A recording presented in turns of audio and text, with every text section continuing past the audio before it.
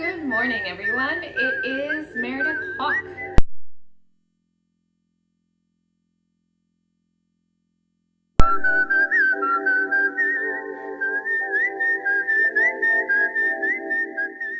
If this is your first time to my channel, I highly recommend checking out a few of the previous videos because this week we're kind of wrapping everything together, and in order for it to make sense, I would definitely suggest checking out the previous videos in this Life of Abundance series.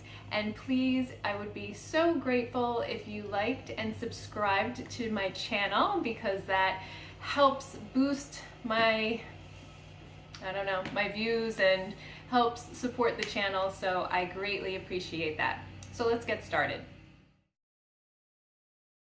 The first weeks we talked about the physical things that we can do to make sure our mindset is in the right place and make sure our physical health and our mental health is in the right place as well.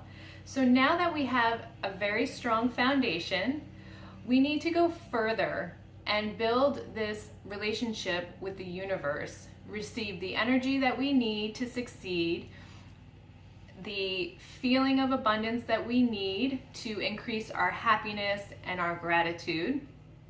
And in order to do that, specifically, I'm going to talk about emotional baggage today. And we can carry around a ton of emotional baggage that can be very deep-seated from our early childhood, from our teenage years, from our early 20s, from relationships that we've had with loved ones, with strangers even. We could have emotional situations from traumatic experiences, which I have definitely experienced. I will share one of those with you. And those emotional seeds that can have a detrimental effect on our well-being can be inside of us very unknowingly. Some are knowingly, some are very apparent, and others are not.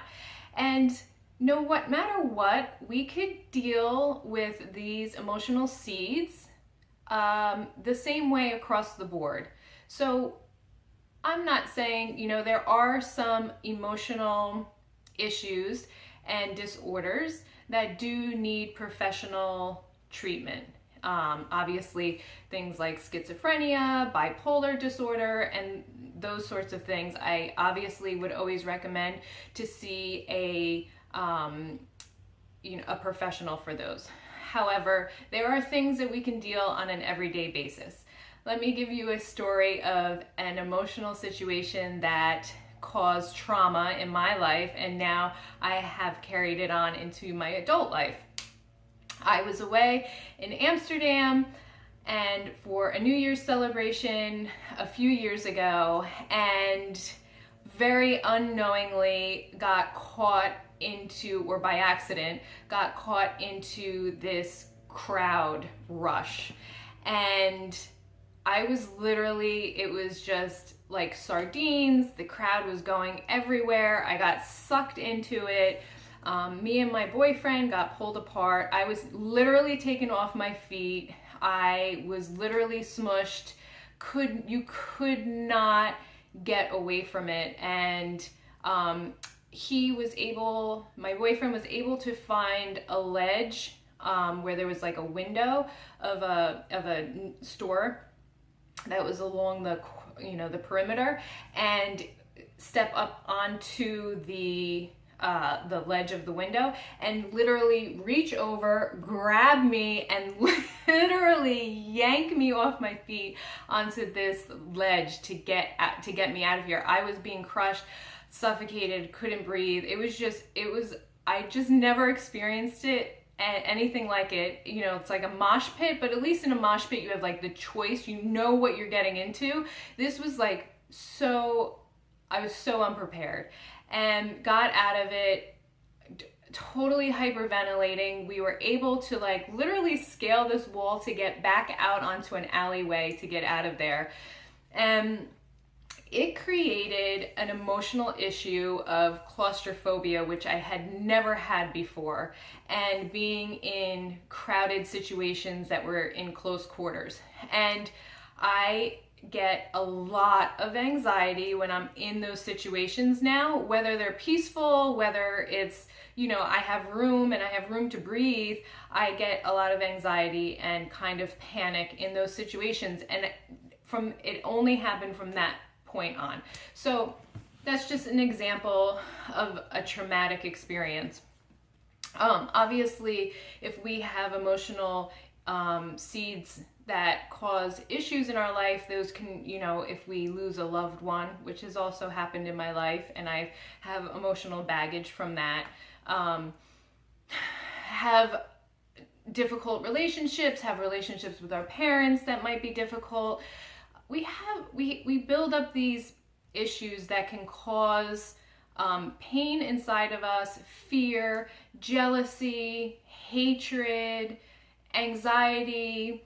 These are feelings that can have a negative effect on our mental well-being and can have a negative effect on how we deal with issues with other people, or how we deal with issues in our life of stress, or when we get into a negative situation, or pushing loved ones away from us, so on and so forth. How I deal with that emotional baggage is on an everyday basis, and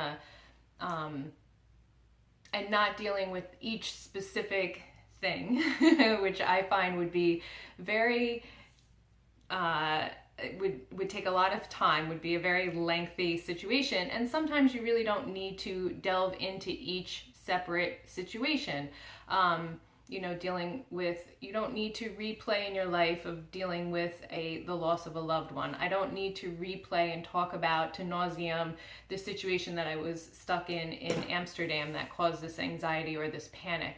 However, I can deal with those situations, and I can deal with learning how to manifest a better emotional state, so that when those situations come up, where I feel that I am reacting because I have those emotional seeds planted in me, my well-being and my healthy emotional state can overcome those situations, or at least rectify or lessen the anxiety or the panic or the fear or the jealousy, so on and so forth.